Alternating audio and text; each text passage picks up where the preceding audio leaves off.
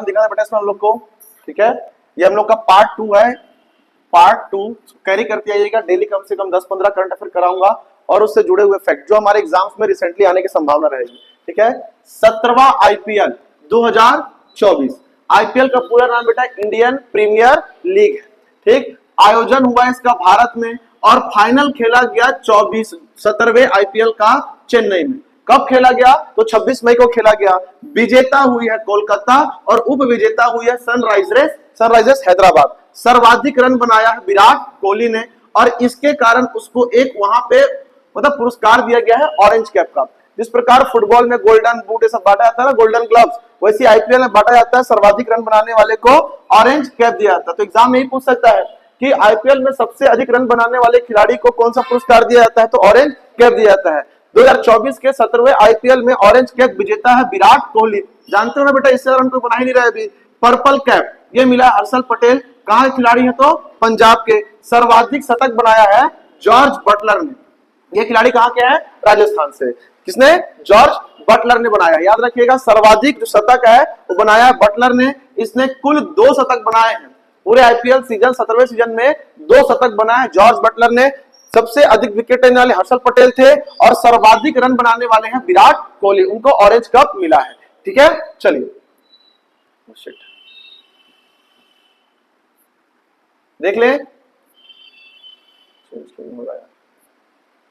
दुनिया का सबसे ऊंचा आर्क पुल, तो दुनिया का सबसे ऊंचा आर्क पुल बना है बेटा कहां पे? चिनाब रिवर में, हिमाचल प्रदेश में। दुनिया का सबसे ऊंचा आर्क पुल, याद रखिएगा। ये कैसा पुल है? तो रेलवे पुल है। इसमें वर्तमान में रेलवे का जो हमारे पास इंजन है, इलेक्ट्रिक इंजन, इसको भी चलाकर परीक्षण किया जा चुका है। चिनाब रिवर में बना हुआ है। कैसा पुल है बेटा? तो ये आर्क ब्रिज है, इसको याद रखेंगे। क्लियर है? ये 10वीं अंतरराष्ट्रीय योग दिवस 2024 कब मनाया गया? तो 21 जून। देखिए, सबसे पहला क्वेश्चन यह होगा कि हमारे देश में हमारे देश ने शुरुआत किया योग दिवस का, और शुरू करने वाले कौन थे? तो हमारे यशस्वी प्रधानमंत्री नरेंद्र दामोदर दास मोदी। कब शुरू किया बेटा? तो 21 जून को उन्होंने क्या किया? इसकी शुरुआत की थी।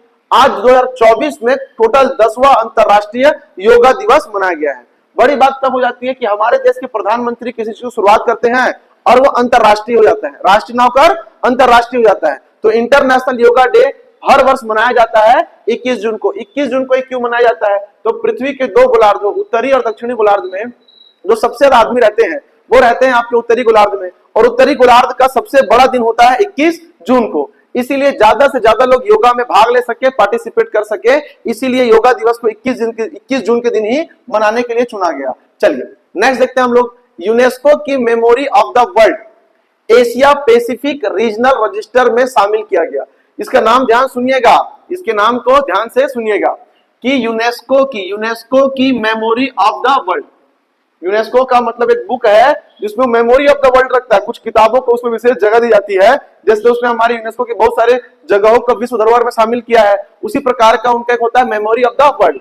South Pacific region, south Pacific मतलब दक्षिण प्रशांत रीजन में इसमें रजिस्टर में शामिल किया गया है, जिसमें भारत के टोटल 3 ग्रंथ उसमें शामिल हुए हैं। कौन कौन से हुए हैं? एक हुआ है रामचरित्र मानस, दूसरा पंचतंत्र और तीसरा बेटा सहृदय लोक। सहृदय लोक करके याद रखना, सहृदय लोक का नाम है उसका। 2-3 शामिल हुए, रामचरित्र मानस, पंचतंत्र और सहृदय लोक। रामचरित्र मानस लिखा है तुलसीदास ने लिखा है रामचरित्र मानस। पंचतंत्र के लेखक है विष्णु शर्मा। क्लियर है ये? और सहृदय लोक के लेखक है बेटा पंडित आचार्य आनंद वर्धन। याद रखिएगा, हो सके तो लास्ट वाले का नाम पूछ ले, क्योंकि रिसेंटली एक नई पुस्तक है जिसको किसमें शामिल किया गया है? Memory of the world Asian south Pacific region में शामिल किया गया है। तो हो सके इसका नाम पूछ ले, इसके लेखक को पूछ ले। तो सहृदय लोक है, इसके लेखक कौन है? तो आनंद वर्धन है। कौन है इसके लेखक? आनंद वर्धन। बाकी पंचतंत्र के तो जानते हैं, उसके लेखक विष्णु शर्मा है। रामचरितमानस के लेखक तुलसीदास है।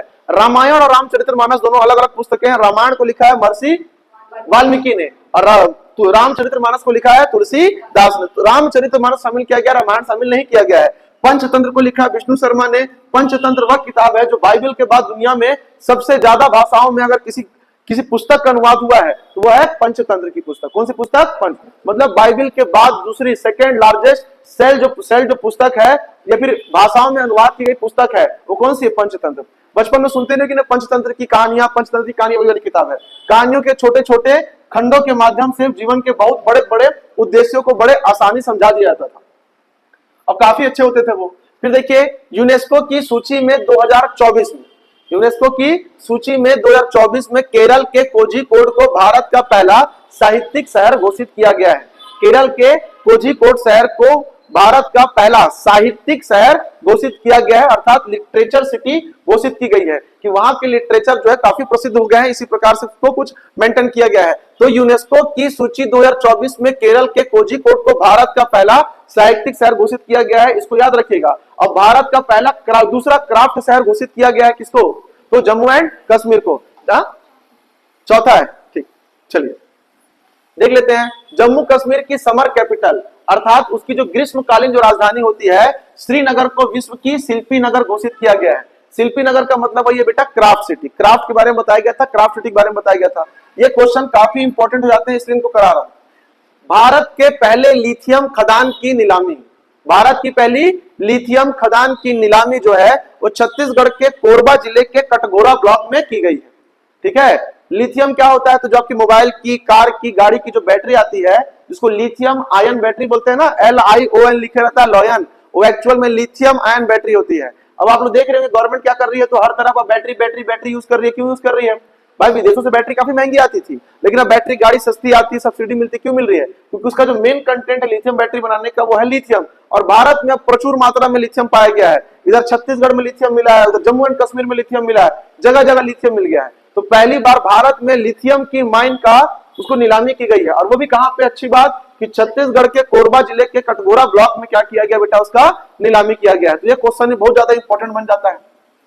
आपदा प्रबंधन मंत्रालय के द्वारा राष्ट्रीय आपदा चेतावनी पोर्टल लॉन्च किया गया। ठीक है, आपदा प्रबंधन मंत्रालय के द्वारा राष्ट्रीय आपदा चेतावनी पोर्टल लॉन्च किया गया, नाम है उसका सचेत। जैसे कि होता क्या है कि भारत में भी देखा गया कि अचानक से लोग जाते हैं झरने में फंस जाते हैं, है ना, नहाने का झरने में फंस गए, खेत में आदमी काम कर रहा है, थंडर स्टॉर्म के चपेट पे आ जाता है, मतलब बिजली गिर जाती है, बोलते हैं ना उसको बिजली गिर जाना, गाज गिर जाना। फिर अचानक से नदी में आदमी ट्रेवल कर रहा है, नदियों में तेज बाढ़ आ जाता है, फिर आप घर से निकले, अचानक क्या हो रहा है? तेज बारिश आ गई है। तो इन सबसे आपदाओं में फंसने से बचने के लिए क्या किया गया है? तो सचेत पोर्टल लॉन्च किया गया है। ये समय समय पर आपको सचेत करते रहे, घर से बाहर ना निकले, बिजली गिरने वाली है, घर से बाहर ना निकले, सूरज नहीं निकलेगा, पानी गिरने वाला है, इतने मिलीमीटर वर्षा होगी, यहाँ पे जल भराव की संभावना है। समझा नहीं बात? आपको खतरों से क्या करेगा? सचेत करेगा। तो ये पोर्टल बन गया हमारे पास, सचेत पोर्टल। कौन बनेगा? कौन बनाएगा इसको? वही आपदा। ये प्रकार की क्या है? आपदा ही तो है। जगह जगह पानी का भर जाना, लोगों का पानी में डूब जाना, घरे गिर जाना, बिजली गिर जाना, एक प्रकार की आपदा ही तो है। तो ये कौन सा मंत्रालय करेगा इसको? आपदा प्रबंधन मंत्रालय। क्लियर है ये? चलिए, दुनिया का 7वां सबसे सुंदर संग्रहालय, दुनिया का 7th सबसे सुंदर जो संग्रहालय है, म्यूजियम है, वो बना है गुजरात का। कौन सा? स्मृति वन। दुनिया का 7वां सबसे सुंदर संग्रहालय कहां बना है? स्मृति वन बना है गुजरात में। दुनिया का, भारत का नहीं, पूरे दुनिया का 7वां सबसे सुंदर म्यूजियम बना है स्मृति वन संग्रहालय। कहां बना बेटा? वो गुजरात। वीडियो ऑन था ना कि नहीं? चलिए, national testing agency NTA, national testing agency NTA के नए महानिदेशक बने हैं Pradeep Singh Kharol. Pradeep Singh Kharol national testing agency के महानिदेशक बने हैं प्रदीप सिंह खरोल। इन नामों को एक दो बार बोल लिया कीजिए, इससे फायदा यह होने वाला है कि सर दिमाग में चढ़ेंगे, वरना करंट अफेयर बहुत जल्दी उतर जाता है। याद रखिएगा, नेशनल टेस्टिंग एजेंसी, जितनी जल्दी मुंह से चाय का स्वाद उतरता है ना बेटा, उससे भी जल्दी क्या होता है? तो दिमाग से करंट अफेयर उतर जाता है। नेशनल टेस्टिंग एजेंसी NTA के अध्यक्ष महानिदेशक बने हैं प्रदीप सिंह खरोल बने। चलिए, यह हम लोग का सेशन आज का खत्म हो जाता है। ठीक, चलिए आगे पढ़ेंगे, संविधान करेंगे हम लोग।